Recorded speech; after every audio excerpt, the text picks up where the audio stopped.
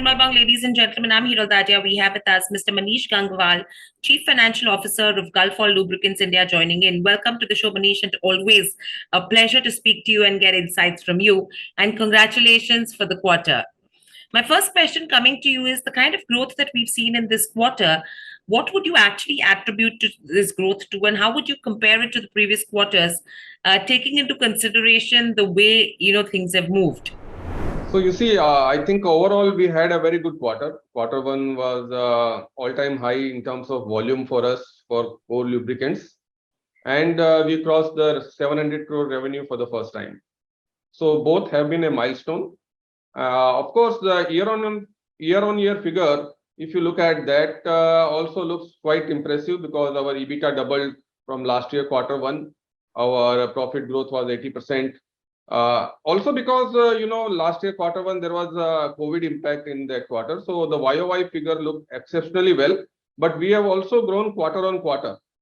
So overall, March is usually a very high quarter for us, but we have been able to beat our volumes of March in the June quarter and recorded a 3% QOQ growth as well on volumes.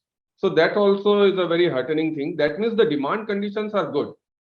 You see, the India economy is growing, and of course, there have been these global events which have put pressure on the input side of our raw materials, and costs have gone up. But from that perspective, post the Russia-Ukraine war, the crude went up, and from the highs, of course, crude is now coming off a bit. But that high cost has impact on base oil, which is our key raw material, after a lag of 1 to 2 months. So there was a pressure on the margin, but we have been able to pass on the price increases to some extent to our customers. We have taken 2 price increases in quarter one itself, and hence we are in a position to maintain our gross margins. That would I would say is the summary. Good demand conditions, pressure on input cost to some extent, also coupled by the rupee depreciation.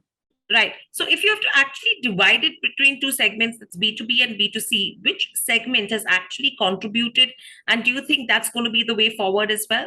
So we have grown both B2C and B2B, but last quarter, March quarter and December quarter, B2C was slightly lower. So this quarter we have come back. Our typical B2C, B2B ratio has been 55-45 last 2 quarters, but June quarter we are back to 60-40. Which means B2C has grown better than B2B. But overall, every segment has recorded double-digit growth for us.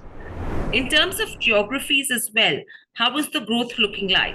So it's across India, and also rural has grown for us. And it was also an agri season. April to June quarter is an agri season, and hence agriculture, which means the rural has also come back. Except I would say even our diesel engine oil segment, which is a large segment, has shown a very impressive growth. Passenger car motor oil segment has also shown very impressive growth. There is some pressure on the motorcycle in terms of demand, but other than that, I think overall all the segments, all the geographies have grown for us. Right. So we've seen constant pressure in terms of where margins are concerned, and absolutely that's because of the input cost pressures.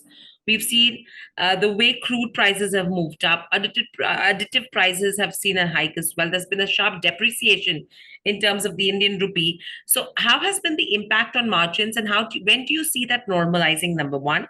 And two, what's the quantum of price hikes that we've already taken to pass on these input cost pressures? See, you have to appreciate that there are 2 parts of our business, B2C, B2B. In B2C business, we are in a position to regularly take price increases and pass on the impact, which of course take 1 to 2 months to fully realize because there is a pipeline inventory in the channel. But in the B2B segment and OEM segment, there are formula-driven pricing with OEMs, quarterly or half-yearly formula triggered prices. So there we will get the price increases in the coming quarters when the formula triggers. And in B2B, there is a bit of negotiation. But overall, I would say we have taken in B2C segment close to 7-8% price increase during the quarter itself. And of course, it will fully get realized in September quarter and onwards. So that will come into effect. Of course, crude has moderated, so we hope the input cost also will get stabilized at these levels, and rupee is also sort of stable now at these higher levels. So unless there is another global event triggering something major, we believe that we should be able to do better in terms of our margins from Q3 onwards. So from a company perspective, what are the expansion plans from here on, Manish? So as I mentioned, the demand conditions are robust. So there are no major challenges from the demand side. India, we hope, will continue to deliver an exceptionally ahead of the year growth, ahead of the global growth. Of course, 7 to 8% GDP, if we can achieve, it will be helpful for the lubricant market. We expect the market in this current year to grow at least at 2 to 3%. Or 3 to 4% also if GDP does well. And we have been doing 2 to 3x market growth rate. So our double-digit volume in this year is what we are targeting. And of course, the quarter one gives us a very good satisfaction that this being the all-time high quarter, we should definitely be able to achieve double-digit volume growth for the full year. And hence, our targeted CAGR double-digit volume growth, which we have achieved over the last 10 years, should continue in the current year as well. Right. And how are we looking to target the electric vehicle segment as well? Because that's something which is really catching up speed now. So what's the plan on the EV side? So you see, it's a very nascent industry. It is coming up in certain segments. In terms of lubricant demand, we foresee that the demand for lubricants in India and the vehicle park of ICE engines based vehicles will continue to grow for the next 15-20 years. That is what our estimates and our advices from experts. We have been doing extensive studies with global experts as well. So lubricant demand is not going to go anywhere for the next 15-20 years. It is going to grow only. Within that, we have been outgrowing the market growth rate. But at the same time, what we have done is that over the last 2 years, we have looked at EV value chain and where we can play as a Gulf based on our strength of brand, our OEM relationships, and our distribution strength. We have a pan-India distribution network. How we can leverage these strengths to support EV ecosystem. And we have done 2 small acquisitions in that field. One, Indra Renewable Technologies, which is a UK-based company. They manufacture home chargers for cars. So we have taken a equity stake there, a small equity stake. Another is we have acquired 26% stake in Electrify. That's a software as a service provider company based out of Delhi. And they provide software infrastructure for chargers and batteries ecosystem.